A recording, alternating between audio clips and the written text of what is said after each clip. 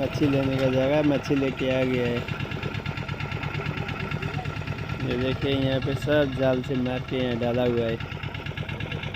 ये अभी इन लोग मच्छी बेचने जाने वाले हैं।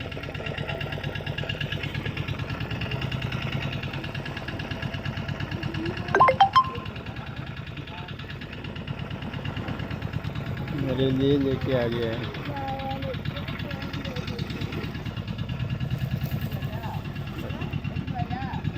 சரிங்க இன்னைக்கு करेक्ट टाइम ले வந்துட்டீங்களா? ठीक है, अब मैं निकल रहा हूँ।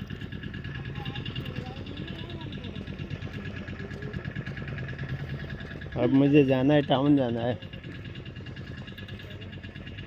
हर काम अर्जेंट में हो।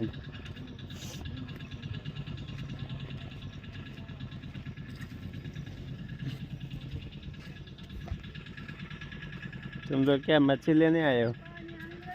आजा, मच्छी लेके जाना है।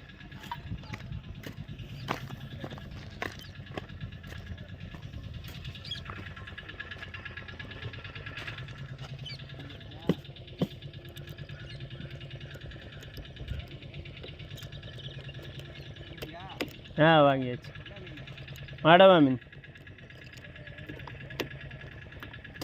ಕಾಲಿಲೆ 6 ಮಂದಿಗೆ ಸೊನ್ನ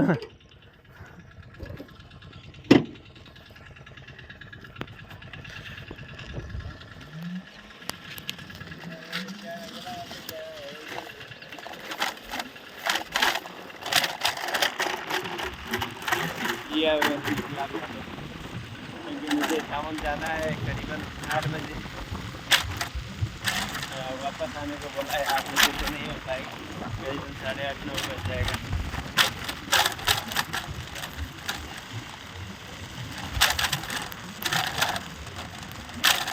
त्यसलाई समय दिन पनि बहुत गाह्रो हुन्छ। 12 महिना एकदिनका भइहाल्छ भनेर भन्दा यहाँ त त्यस्तो भएन। टाइम बाई टाइम यो यतिखेर चाहियो समय हुन्छ। तामे ढुक्कुर राम्रो छ जग्गा त, हरियाली। हामीहरूको जग्गा यस्तो राम्रो हुन्छ भन्ने थाहा थिएन कि सम्म बिल्डिङ मात्रै यो जग्गामा आएर चाहिँ पुरा गाउँको फिलिङ आउँछ। यस्तो हरियाली हुने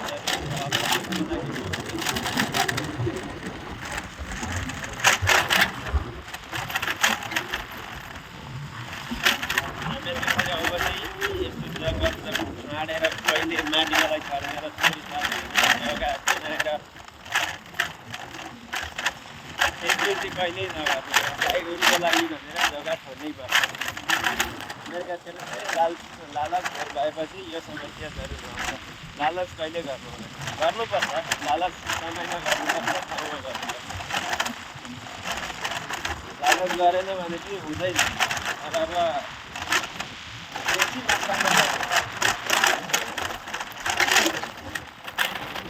बेसी मात्रामा यिनीहरूको लागि यो संसार कति मजाले बनाएर राखेको छ। यहाँ यिनीहरूको कहिल्यै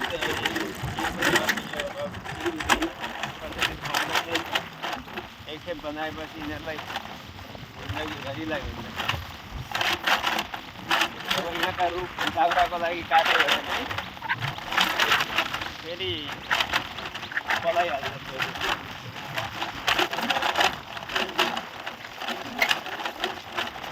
जम्फर काँडा जस्तै छ यो।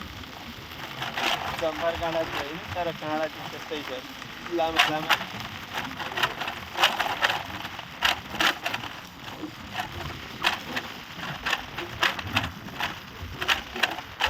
समुद्रको यतापट्टि भने खेती।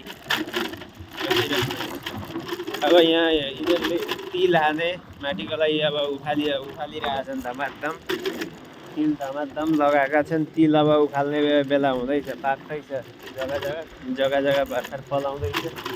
कोही जग्गा मुमफली लगाएका छन्, बादाम। यस्तै छ अब। छ म पनि अब समय कम्ती हुँदाखेरि उही अब गाडीमा कुद्दै कुद्दै भिडियो बनाउँदै अब त्यस्तै हो। राम सबैको दिन शुभ रहोस्। Have a great day. By.